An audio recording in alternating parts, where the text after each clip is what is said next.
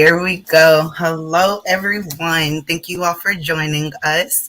So, we are now on our 16th episode of A Girl Like Me Live. So excited to be here. This episode we'll be discussing serodifferent or serodiscordant couples. A really great conversation to have. I can't imagine having this conversation with a better couple than Lynette and Daniel here. Just want to throw this out here at the beginning. We'll be using the term serodiscordant and serodifferent throughout the episode, just because serodiscordant is that's the way that we've been referring to, mixed status couples where one person is living with HIV and one person is not. But as we continue to evolve with language and everything, serodifferent is a term that we are coming to accept and use widely. So I am so excited to be here. And I just want Lynette and Daniel, go ahead and introduce yourself, any affiliations, and why we're here today. Okay, so I'll go first. I'm Lynette Trawick, and I am born and raised in Philly, but currently living in Maryland, Baltimore County, so specifically Reisterstown, somewhere I never heard of, but we're here. And we are parents, we're married. We got a whole bunch of stuff that I'm sure we're going to get into a little later. But as far as different affiliations, I am a blogger with the Well Project. I am also a trainer with IMEC, and I also am the founder and executive director over IMU Inc., which is a nonprofit that serves women living with HIV. And hello, everyone. My name is Daniel Trawick. I am her husband. So let's get that out the way, right? As she said, I'm a parent. I'm a minister. And I take my calling, very seriously, and I try to live a certain type of life. I am the founder and executive director of the HOMIE Foundation. HOMIE is an acronym standing for Helping Others Make It Every Day. And we were founded in Philadelphia. And because we live in Maryland now, I'm trying to figure out how to maneuver that still in Philadelphia. But our goal is to clean the streets, and the literal sense in the other way, literally going out and doing community cleanups, and the figurative aspect where we, educate the community on different things to get the bad stuff off the streets, basically. Oh, I love that. Okay, so we're here to talk about serodifferent couples. What is a serodifferent couple? I know I already gave a brief description, but what is that, and how do y'all fit into that? That's us, and like you said earlier, one person in the couple living with HIV, and the other one that's not. But to even look at it a little deeper, it's not just that simple, or that surface. So it's a lot more to it. It's like a serodifferent couple. It's not just one person in that relationship that's living with HIV. It's both of us living with HIV in a sense. One may have been diagnosed, but both of us have to live with it. Both of us we both have to get tested in labs and all of these different things in order to make sure that we're both healthy at the same time. We both are responsible for whatever medication and things like that. So a serodifferent relationship is much deeper than just that general HIV diagnosis. Thank you for that. So I think this is a very important topic. I'm seeing it in our comments. I want to know, because it can be heavy, I like how you said that, both of y'all are living with it in a sense. The stigma that comes around it. Daniel, I'm going to pose that question to you first. So it comes with this presumed stigma. So meaning Daniel, you have to be living with HIV too if you are in a relationship with Lynette. That's what many people will just go ahead and assume. Mm-hmm. How do you handle it, and how do you deal with the fact that her stigma is now yours? That question comes from Michelle, a great one. Yes, very good question. And as you said, it's an assumed stigma that comes with the territory. And I would say because of a combination of both my personality and my faith, it never has affected me, impacted me in any kind of way. So I've always been a rebel, and I go against the grain with everything. She's shaking her head real hard, y'all. So, me worrying about what other people thought or said or felt, I really didn't care much about it, honestly, because I know I'm living my life the right way. And what other people are doing and what other people say about me, what other people feel about me is completely irrelevant to my life and what I'm doing in my life. And, going back, we've been together for a few years now, right? Yeah, Wow. just a few. Few. But going back, that was before a time when the terminology of you equals you was a thing, where undetectable equal untransmittable was a thing. My faith always was held strong that no matter what, I know that as long as she does what she's supposed to do, as far as taking her medication, going to get her labs, and making sure she was good, that I was never going to contract the virus. And I've always held strong to that belief. And what other people said, yeah, that's my mentality. See, and that's crazy because like I was the one who dealt with the stigma of on him, even if I didn't see anything happening, I didn't hear anything happening. I was always worried about somebody treating Daniel some kind of way because of my positive HIV status.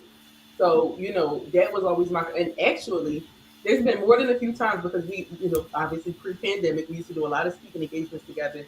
There's been more than a few times where afterwards, when, Daniel will wait till we leave out of the building, we drive away. He's like, let me tell you what this girl said to me. This girl asked me for my number. This girl said, why would you be with her and she got HIV? Like, trying to come at him because even though they saw me standing in the front saying I'm his wife, but because I'm living with HIV, I'm not good enough to be with somebody who's HIV negative. So I dealt with him. He's just like, I ain't care, it ain't bothering me. But it bothered me. I didn't want anybody treating Daniel any kind of way. Me, it's like whatever. I can deal with it. I had gotten over my own internalized stigma. But Daniel, that's always a touchy subject anyway in relationships. How do I disclose and all that kind of stuff. So yeah. Yeah, that is a whole situation. I know I've been in a position before where I'm open with my status, I'm ready to go save the world from HIV.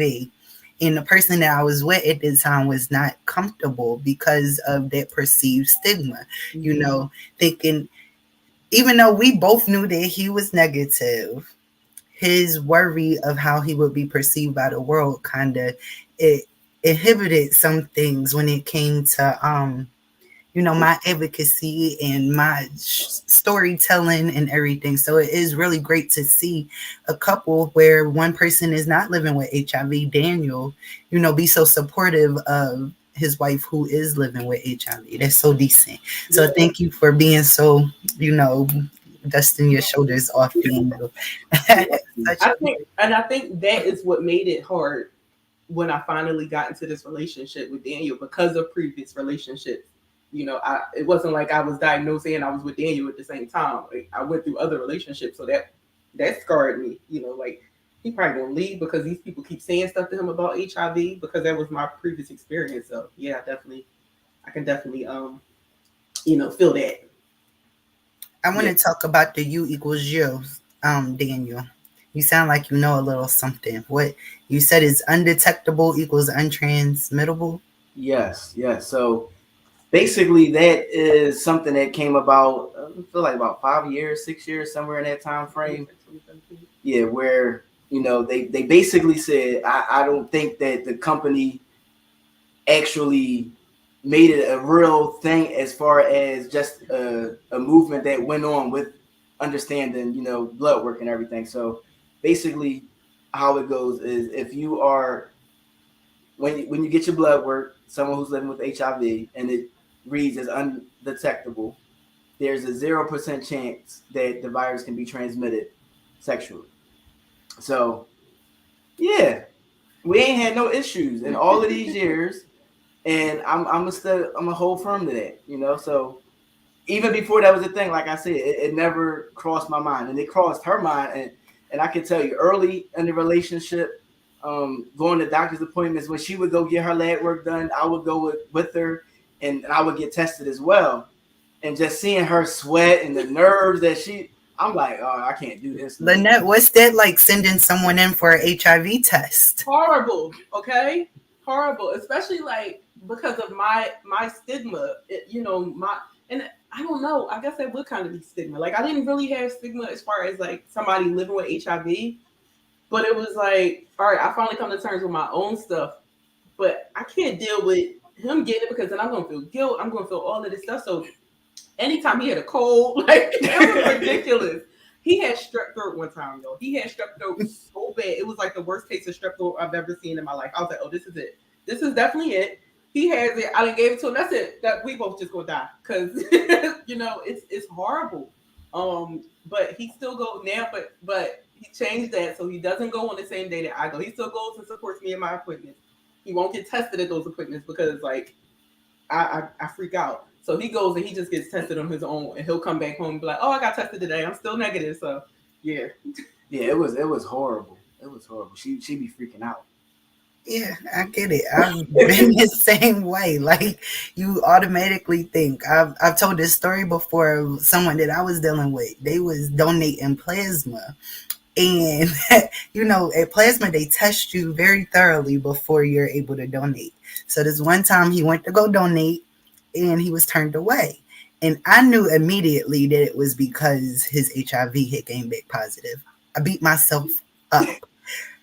And it was like something related to his blood pressure or something. Totally not HIV related, but that is the first space that my mom went to because there had to be one day this has to happen. I just thought, but I think we knew U equals U before they said U equals U. I know. Before U equals U was like there's a very, very low chance. Mm-hmm. So I'm like, oh, here you go. I'm gonna be the 0.001. Yep. Here it is. Yep. That would really suck. Yep. I kind of felt that way. Like HIV has done it for me totally. So HIV showed me that anything can happen to anyone, no matter who you are. It can happen. So those point-something percent mean a whole lot to me because I felt like all of that. I am the 0.0001. I don't like that. But have they ever talked to y'all about PrEP? Like, what is PrEP, dude? And who brings that conversation up? Yeah, so I remember pre-U equals U, it was really, really a thing. They were definitely, so PrEP is pre-exposure prophylaxis, right? Okay. And it's a pill that a person who is HIV negative would take in order to prevent HIV contraction. So in order to prevent a diagnosis. So they used to talk to us about that all of the time. Trying to get Daniel to start PrEP. They used to try to get us to start using condoms. Remember, every appointment. So are you guys using condoms? And I'm like, no. And they're like, well, you should be. And it's like, who really wants to be married forever and ever and ever? Amen. And they have to deal with condoms every time, But yeah, that was definitely a situation. You want to talk a little bit about PrEP, your perspective? Oh no, yeah. In the midst of that, talking about that, especially the condoms part, when we discussed with her doctor that we wanted to have a child, they were still saying like, I don't think that's how it works, but I mean, it was just a whole bunch, and yeah, it was a lot of pressure. Every conversation, like, so you sure? Like, if she wasn't in the room, you sure you don't want to get on PrEP? I'm like, no, I'm good. You didn't never tell me that. They were talking to you about it when I left. Let me call that old doctor. They were harassing you when I left. They were just trying to make sure I was safe. Yeah, it did feel like that though, to hear that word pressure, because I've been in that situation as well, sitting in the office and my labs come back, that I'm still undetectable. And I just remember all the time having to say that there was a 2% chance that I could transmit the virus to somebody. And, not being in like a committed relationship or anything, going to meet new sexual partners, that doesn't feel good to have to tell somebody 2% transmission, because I know 2% in that instance can sound like that other 98%. So Yeah. going into those appointments with, a partner at one point, part was heavily pushed. Like, and if you declined, right then it found its way into the conversation at another point. But I'm so grateful for the whole concept and the campaign of You Equals You. It's been life changing. It's And isn't it? It's so wonderful. So thank y'all once again for your lived experience, because I know that will help a lot of people. So you don't have to use condoms if you don't want to. Like, these are choices that are made between the informed adults in the relationship. And we've been married 8 years, so we good. 8 years in, and at least one child. At least maybe a couple more than one. Whatever. How many kids y'all have? Carry the one. 11. 11 children. 5 of them still at home. All 5 at home are school aged. So yes, it's been fun. That's a lot. Wait, Andy is killing me in these. No, I'm cracking up. What is this 2% thing? I can't. I'm doing my best not to look at the comments. I'm like really trying not to look at. He's talking about Daniel's eyes. Like, I can't. It works all the time. I'm only saying something because you said his name. No, it was that 2% through me. Okay. Okay, that is 2% milk, gas, phone, battery. Yes. Yeah, both say she just said 11 kids. Yes, 11 if you heard it correctly. Yes. They got a whole Trawick brunch going on over there. In the comment. I'm sorry, what you said? I said I'll drop my cash app in the comments. Look, so another question that came out of the cab. This was from Asanya. She wanted to know, were y'all, Lynette, were you already public when you met Daniel? Kind of, sort of. Not when she met me. Oh yeah. Oh well, yeah. Not when. Okay, so there's a little backstory. Yeah. Okay. So we were actually friends for 5 years. We were so close friends that we called each other brother and sister, and we called each other kids, nieces, and nephews. Yeah, that's how close our friendship was. It wasn't the stereotypical way, though. No, it wasn't like it was legit. It wasn't like this. My brother that I sneak over something. No. He was like my babysitter when I went on dates. I was his babysitter when, like, it was like that deep friendship. Like, we were really, really, really close friends for 5 years. So it's funny because I actually was diagnosed the month after we met. Technically, before October. The month before we met in October, and then November of 2008 is when I was diagnosed. I didn't tell Daniel though until 2012. Don't shake your head because I can shake my head too. So I'm just gonna tell the story. In 2012, he was dating some chick, right? And during the AIDS walk here in Philly, what happened was he bought the girl, and then he said something about, I don't know, was it engagement or something at that point? Yeah, you were engaged at the AIDS walk. Then all of a sudden he got married. I didn't take none of that stuff serious. I didn't think he was married. He was talking about my wife, and I was thinking like wifey kind of thing, you know. I didn't take it serious until he was talking about the divorce. I was like, oh, that was a real marriage. That was like 3 months later. See, so you shouldn't have got married in the first place to some girl that I didn't get up. So anyway, after the AIDS walk in 2012 that he brought the girl to, I was during the AIDS walk, I was interviewed by somebody by a reporter with the Philadelphia Inquirer. Sweating. And afterward, the next day, that the interview was released on like Philly.com and in the newspaper in the Philadelphia Inquirer. So that was like my opportunity. I took that chance to email the link or text the link to several people. So Daniel was one of them. I just sent him the link. I said, "Here, read this." That was the easiest way for me to disclose at the time.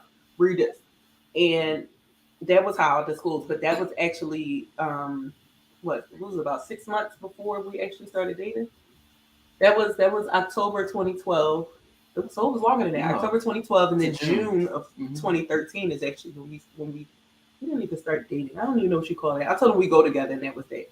Yeah, no dating period. It was we went to Vegas. What happened to Vegas did not stay in Vegas, and then we was just together. And then 6 months later, we got married. That was. Y'all lost me at all the numbers. I'm over here trying to carry the 2008, 11, and 13. Got you. There you go. See, you got it. Got it. 11 kids. Met in 08. I know. 11 kids, somewhere in between, 08 and now. Started in 2012. Dated and started our relationship in 2013. Married in 2014. That is so beautiful. Like, I love that. I love the aspect of friendship that you all had. And I love the disclosure piece in that. I hated left at me. Huh? I hated the disclosure piece. He didn't like the way I disclosed. I hated it. What else would you have wanted her to do? Is it because y'all already had this friendship and she chose to disclose that way? Okay. Yes, yeah, she didn't tell me to my face. And so I was somewhat educated on HIV at the time because earlier in 2012, I found out that my father was living with HIV. And so I went to the doctors with him and learned as much as I could that I needed to outside the insurance that his doctor told me, he's taking his medication, he's undetectable, he's good. And that was pretty much all I needed to hear because my dad was Superman anyway. So I began to educate myself a little bit, but I still had some of the ignorant stigma that people still have. And, oh man, she done been around my kids and we use the same utensils and plates and stupid stuff that I don't even understand how it's still a thing today. But at that point in time, I could understand the ignorance, like they used the bathroom, like she kissed my kids, like, oh man, like, and then she couldn't even tell me to my face. I felt some kind of way, for real. I did. I had all of those emotions, I was angry because she didn't tell me to my face. I was sad. I was upset. So I would compare it, because of the love that I had for my best friend, I would compare the things that I've heard people say who were diagnosed with HIV when they heard the type of emotions that they felt. I would compare those emotions were the same along the same lines that I felt. So I felt a lot of things.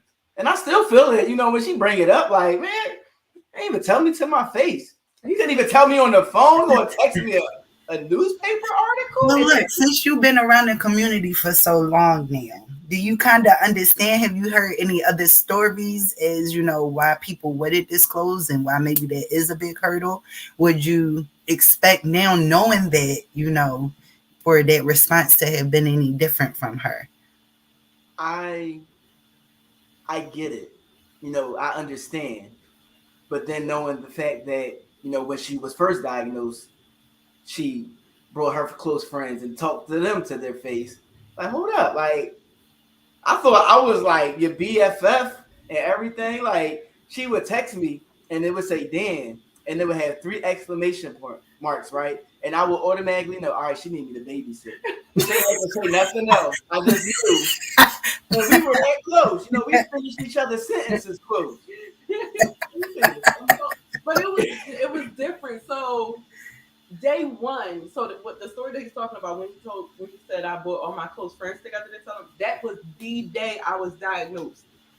So it was like I have no idea what to do with this. I came right home.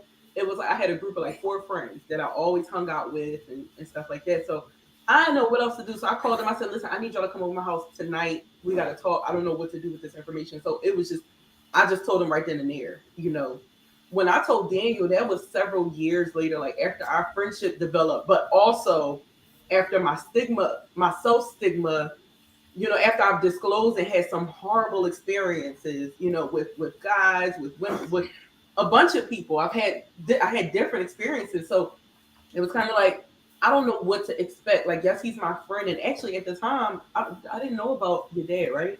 When I disclosed to you. No. Yeah, so at the time I didn't even know that piece of information. So for all I know, I'm about to tell this guy, we're close friends, and from previous experience, it can go either way. And especially because in my head, he don't know nothing about HIV. So, what would give him a real reason to stay other than our friendship? So this is the easiest way. Then that way, if he decides he don't ever want to talk to me again, he don't want to come over anymore, yes, I'll have to deal with that, but I don't have to deal with it face to face because I've been there before too, where I had to tell somebody to their face and they walked out of my life. So yeah. I was wondering the rejection piece because, just thinking of being in a situation similar. Um, Maybe she ain't tell you because that rejection piece. And I know we're not going back rehashing old stuff, but I could only imagine when I first got diagnosed, I was in a sexual relationship with a guy, and it became sexual that Friday, and I got diagnosed on the Wednesday. And I did not know how to go back and address that situation. Like, do you keep, dealing with this person? Do you stop talking to this person? It took me a while to come back, and I lived with that guilt forever until I was able to come back and address it. And how it got addressed was I said, when the last time you been tested for HIV? And once he told me that his test results were negative, then I felt comfortable enough to share. Look, I get even nervous thinking about it. Disclosure can be so difficult. Yeah. But I'm glad that y'all made it past disclosure. Yeah, and the same thing with you. Like I did, like when I was first diagnosed, I had just started dealing with somebody sexually. Like we had a friendship, and then we had just started having sex. I called him that same day too. Listen, you got to come over after work. I told him, he walked out. So why would you want to Well, I don't want everybody to just keep walking out of my life. So I'm not about to tell everybody. I'm gonna pick and choose. I mean, so now I'm glad I'm in a place, like you said, with disclosure. I don't have to tell everybody. I don't have to tell anybody if I want to. This is between me and my husband, and that's it. Anybody else, it really don't matter unless I'm dealing with you sexually. It really doesn't matter. And then even now, especially with you equals you, it just gives people more of a choice. Around disclosure. Mm-hmm. And depending on where you live, though, because criminalization is still a thing. That's something new that I started learning about. I want to say new, like within the past 5 years, because I got scared at the very beginning because I've never dealt with a man that was living with HIV. Have you, Lynette? No. Yeah. Not that I know of. Yeah, that's very important. That part, right? Well, I had to at some point. It had to be at least one, right? One. I don't know if he knew or not. Yeah. So, So, and not dealing with people that are living with HIV. I don't know what. I've never sought out, just dating someone based off of their results from their HIV test. Where I've seen some comments online before, it's like, why don't y'all just stick with each other? Like, why do you gotta come out and pollute the dating pool, basically? And that is so offensive. I hate it. Like, first of all, my HIV isn't your HIV, isn't their HIV. Like, there's different strands of HIV, number one. And I know some people prefer to do that. Some people prefer to date someone who is living with HIV if they're living with HIV too. Personally, I didn't. Like, I never wanted to specifically seek out someone who was living with HIV. Like, I'm still trying to deal with my own mess. I gotta make sure I take my medicine every day. He gotta make sure I take my medicine every day. Things like that. I don't have time for me to make sure I'm taking my medicine, you to make sure you take your medicine, and we both trying to make sure we undetectable. Like, I just don't have time for that. It's a lot mentally for me to know that the things that I do with my body, me taking my medicine, me getting my lab works, me seeing my doctor, all of that, impacts my husband, impacts my family as a whole. So going back to what we said about pressure. It's a lot of pressure, but it's also gratifying to know that as long as I take care of myself, my husband is good. Absolutely. You I want to go back up to. Okay, no, we can stay here. Sometimes you think it's best for both to be HIV positive, but in my own experience, it has been very complicated. That's from Maria. Mhm. Yeah, I've heard stories. I've never. First, from my experience, it has been very hard to find a man, a heterosexual man who is living with HIV. Like that just was never in my pool of dating. So I just naturally always came across men who were not living with HIV. Mhm. And it can be so hard sometimes, even though you have all of this information. Going back to Jonique's comment, sorry, she just said that she just started dating someone and she still gets scared sometimes. That person still gets scared sometimes. Been in a situation like that before too, where the person who's not living with HIV, like it's okay in this moment, then we have sex, and then they're not okay. So then I find myself doing this roller coaster of emotions with them, because the only reason why you're not accepting me right now is because of HIV. Mhm. And that can become so heavy. A term like damaged goods or something. Like Yeah. I'm good enough for these things, but not like come on. And I don't like when people circle back. I don't like it. I have the tendency of not entertaining those because Yeah. Like, oh, I see you good now. And years later, you doing all these good things in HIV. So you must be something must be all right. What you doing? Let me get your nothing with you. Absolutely nothing. Hold up. um, They've been this married like this whole time. They've been circling back, trying to holler at you now. wait, yo, that sound like a different talk show. This sound, But that's really a thing. Yeah, it don't matter. Like, oh, okay, so I mean, but I think that's like relationships in general, right? Like, okay, so you they stay with you this long, so maybe okay, let me holler at you now. Since I see it safe, like, no, that's not how that works. You had your like, chance to learn right along with me, but you didn't, and thank God because I would have missed out on my blessings. So no. it's actually been since I had the baby. Somebody, I would guess, that really convinced them that I was all right. Right. Like, Yeah. no, thank you. I'm good. Let's see. Andy, me being a heterosexual HIV positive black man, it took me a while to disclose my status to people publicly because I didn't see people like me. Yeah. Yes, I hear that a lot. Mm-hmm.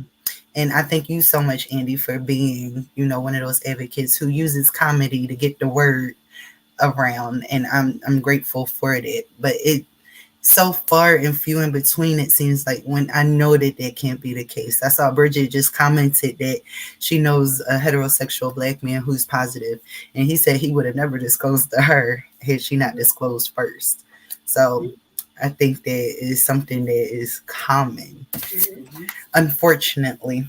Speaking of Bridget, she said, I got ghosted by a dude, good riddance, because he was worried about what people would think about him being with an HIV positive woman. We've already discussed that. His Daniel faced that, and how did he handle it? What did you do when ladies came up to you while Lynette was up in the front and they wanted to get your number? What is your response in a situation like that? I'm good. It's as simple as I'm good. Like I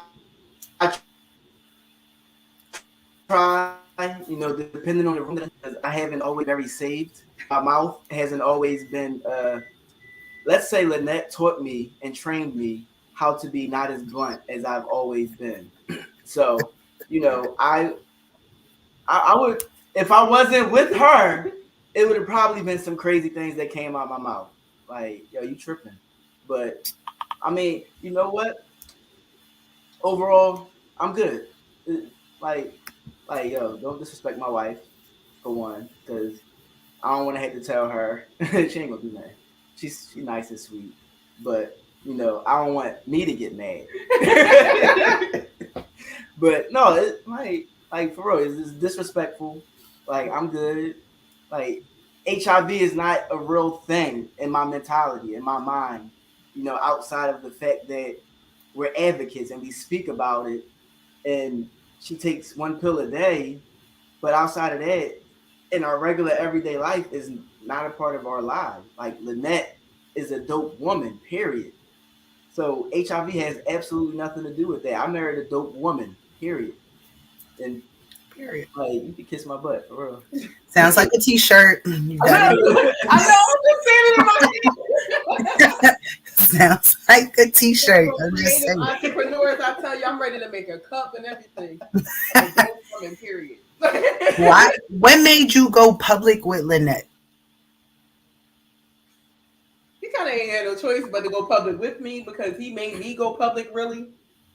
Um, so that kind of it was part. Oh, that kind of goes back to the question I think you asked before, and we kind of went on a tangent about how we met and everything. Um, so I wasn't necessarily public per se. I think 2012 was actually my first speaking engagement.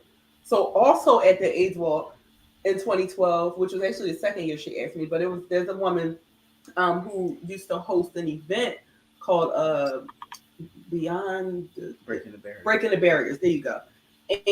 And here, well, in Philadelphia, and she asked me in 2011, and I said no, I'm not speaking.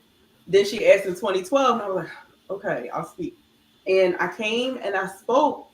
I didn't really tell many people, but I shared my story in front of a room full of a bunch of people, and the support that I got was so super amazing.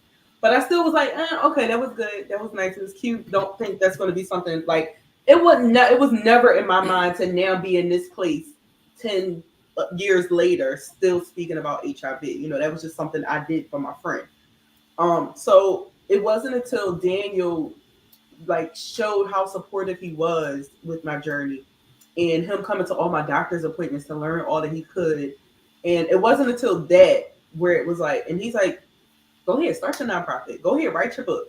When previous experiences was either, no, if we together, you can't be speaking, you can't be writing no book, you can't post about it, you can't do none of that stuff. Or the other way around, sure, you can do all of those things, write the book, do the blog, do all of the things, but just don't tell anybody that we're in a relationship. So I wasn't used to being in a relationship with someone and having them push me to do the things that I was called to do.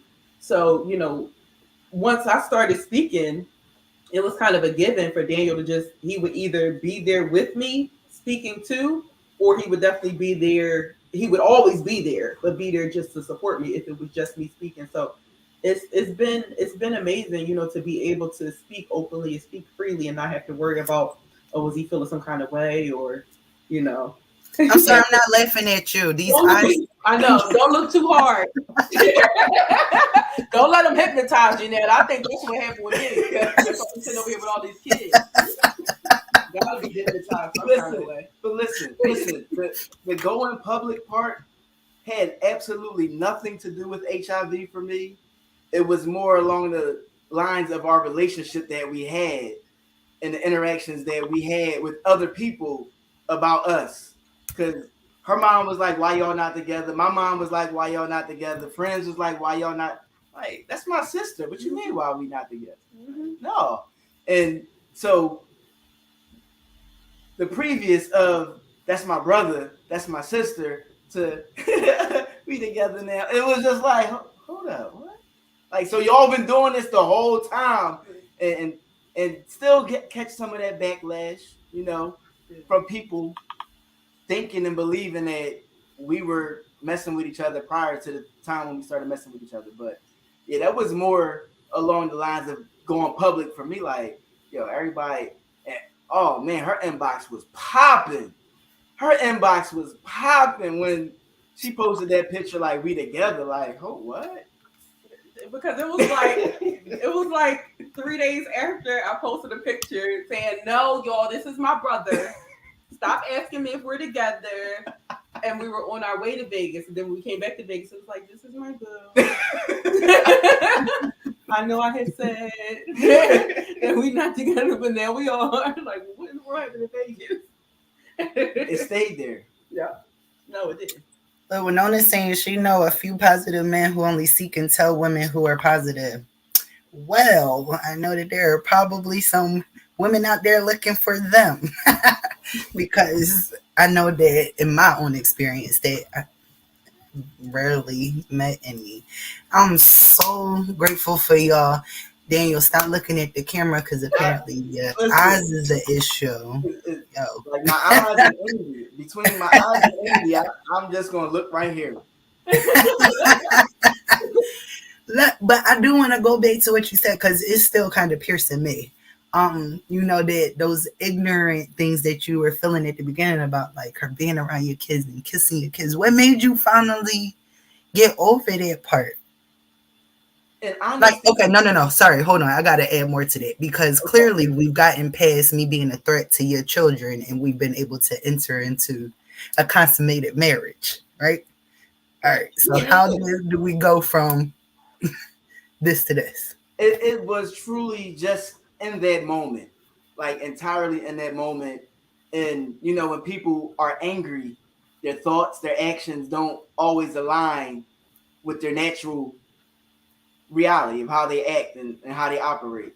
So it was more so just in that moment because I lived with my dad. Literally, I lived with my dad, and I found out earlier in the year, and none of those thoughts crossed my mind. But in the fact of me being angry because she ain't tell me to my face, it just every stupid thing just started going through my mind. But I never really felt that, especially because when I was younger, my older cousin passed away from complications due to HIV and AIDS. So it's always been a part of my life, and I've always seen it. But it was mostly just that angry moment. Because she was in her feelings because I had married that chick. I was in my feelings. That's why it only lasted 3 months because I didn't know her. He told me about her, and that was his fault. He should have saved his money. I think it is so important. Y'all crazy. It is so important for for the person that is not living with HIV to hear your story is so valuable, Daniel, because a lot of times it's us that are living with HIV out here doing the work. But to hear from someone who is married to and has kids by, someone who is living with HIV, and for you to be negative and to get out and speak, that is powerful. And I realized the power of your story. I actually met Daniel first because we were both out speaking. I was speaking as a woman, a mother living with HIV, and he was speaking as a person that was married to someone living with HIV. So we did a couple presentations at Temple, and then I came across Lynette. That was phenomenal, and I've always admired the support, because I heard that the last time Lynette was speaking, acceptance and support that you have received from Daniel. I think that can be life changing for anyone in any situation. So yes, thank you. um let's see. I want to go back up to Brenda's comment. She says that she's been married for 16 years and her husband is positive, but because of stigma, he will not speak out. So you got to know that this is a lot of people will perceive it as being brave, and something to be commended. So grateful to be able to pick y'all's brains on today. Um, let's see. We talked about you equals you. We let's go to this comment. I Can was I ask told. you a question? Oh, absolutely. So, I know we talked about my children and kids and stuff. Um, how do you deal with stigma when it comes to being a woman living with HIV and having a baby?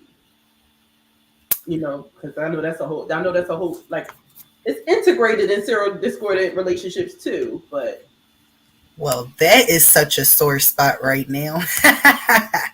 Because it's not the stigma that I'm receiving from those that are around me. I'm actually on, my second child since being diagnosed, and it's the internal stigma. And then the added factor of breastfeeding this time has definitely like hyped it up.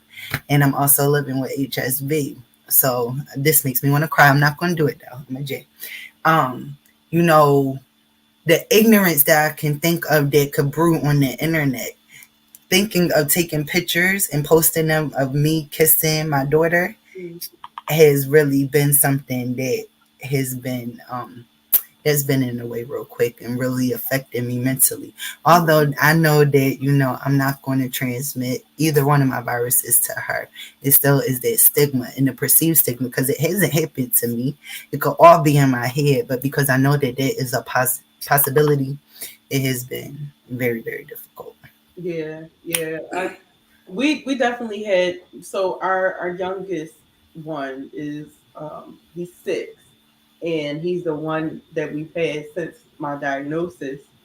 And I remember, some of the questions like, well, why would y'all put your baby at risk? Why would why would y'all do that? Well, and then even more, it kind of ramped up the whole, well, why would you put your husband at risk? Why would you do that with her? And, so I remember that being a really sore spot, and it kind of fostered the relationship. Like it formed a way I am with my child, with my 6-year-old. It's different than how it was before, with the rest of my children, because like I held on to him. I wanted to protect him more because I don't want anybody to say anything to him or say anything around him that would be offensive. So yeah, I know it's a sore spot for you because it's a sore spot for me, and it's 6 years old, So, and I know your baby is young, so I was just wondering how that perspective, like, has that changed at all over time? So That's rough. And then, with raising kids who are negative,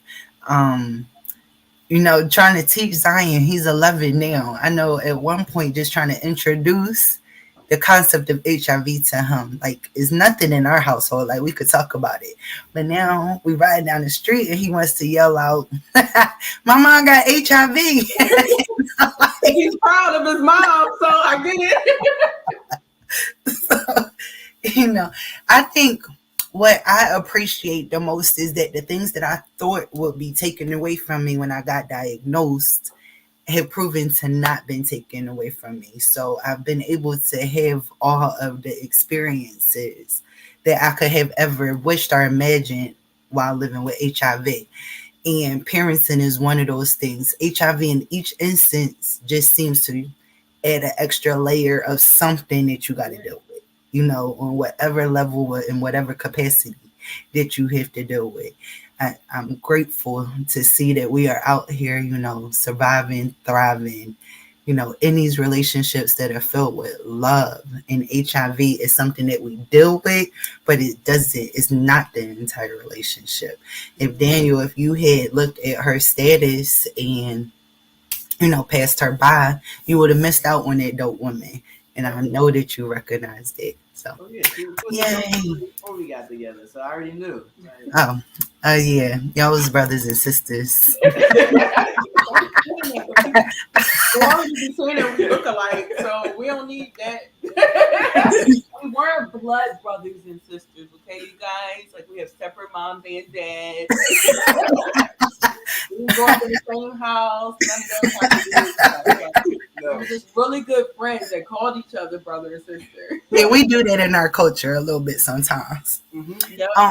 So speaking of y'all's different moms, I know y'all got different moms. I have seen it with my own eyes. And I want to go back to your event that you do beyond my diagnosis. And it was a very powerful moment when Daniel's mom got up and spoke, and she gave that perspective of the parent of the negative or the person not living with HIV who is in a relationship now and having a baby by someone who is living with HIV. Like, to hear her perspective was, I never thought about that. I think it's so easy as the person living with HIV to just be in my own little, bubble, my own little box, thinking it only affects me and not quite thinking how much it affects those around us. Daniel, I want to hear a little bit of that from you. How your mama felt? How did your mama feel? We're going to talk like we be on the call. Go ahead. How she felt? Listen, I can't keep up, quite honestly, because I've been known, like I said, I had the rebellious personality and nature. So anything that was in the flow of stuff, I didn't have any issue going against it. So I never really thought deeply about it. But my mom's perspective, she was just a mom, just a mom, just worried about her son. Even no matter how educated you are, what's your relationship? Because she loved Lynette even prior, because that was my homie. And like I said, she even still, like even before, she would ask me, "Why aren't y'all together?" And HIV would come up in those conversations, but it wasn't. That was like a reason not. It was just we just wasn't, and it wasn't as far as that being a reason. But it's like, is it HIV? Like, is it that the reason? Like, no, we just not. So when we became one, it was more so like, well, yeah, you with the right woman. Like I'm Lynette's husband and my own family now. I'm not even Daniel. They forgot my name. I'm just Lynette's husband. They literally say Lynette and her husband are here. So needless to say, she's okay with it now, but in the process, it's just that natural nurturing. Like you just talked about y'all experiences as being mothers in general. Just that nurturing mentality and just wanting your child to be safe. And our poor 6-year-old baby is spoiled rotten because of that. And I was a mama's boy, I believe you. I was a daddy's boy too, so I was like the best of both worlds. I was my dad's baby, so I was spoiled senseless, and I'm still kind of spoiled. I get my way. I believe it too. Mm-hmm. Yeah. I believe it too. So Daniel's mom and I had a conversation behind this too, because I was interested in her perspective, like just a little deeper one-on-one.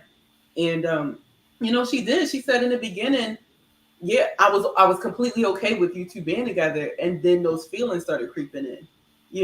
Like I was wondering like about sex, but I can't really ask those kind of questions. I was wondering, when you got pregnant, yeah, I was worried, I was concerned, but we definitely had that one-on-one conversation, and we have such a great relationship.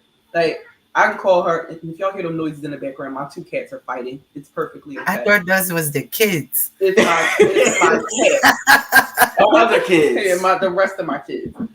They're like literally right behind the computer. So if y'all see the laptop like tilting over, they hit it. But yeah, so Kennedy to the rescue. She's grabbing the cat. Okay. Yeah, so we had those conversations, and like I said, we have a great relationship. So I never have any concern about her feeling some kind of way toward me or anything. But like Daniel said, they were just general mom concerns, in a different way. And I think that made our relationship a lot better as well, just being able to have those open conversations with her about how she felt. So I never ever thought about that. Like, thank y'all for that perspective as well. I was going to go back to someone asked about saving the live. This live and all of our other Girl Like Me lives are available on YouTube. So please like, comment, subscribe, do all of that good stuff. The Well Project's YouTube, and it will live also in our videos on Facebook, because this is such an important topic.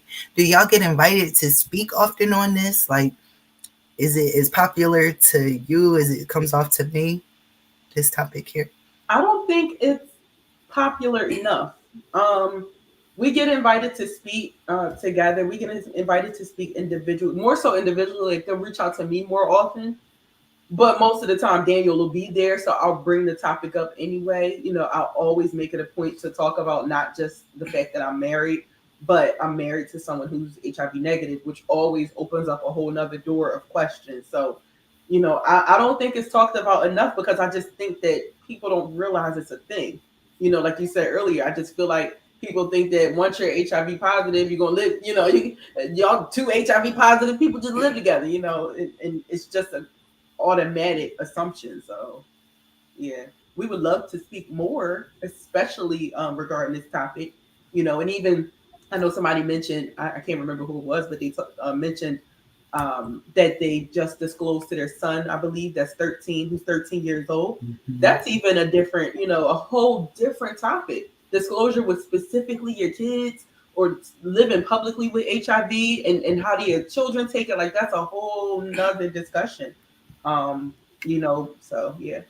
And we have done a whole A Girl Like Me live on it too. That was a great deep dive with two other women who are living with HIV about disclosing to your children because they can be so difficult. Oh my gosh. Um I think that we are coming to the end.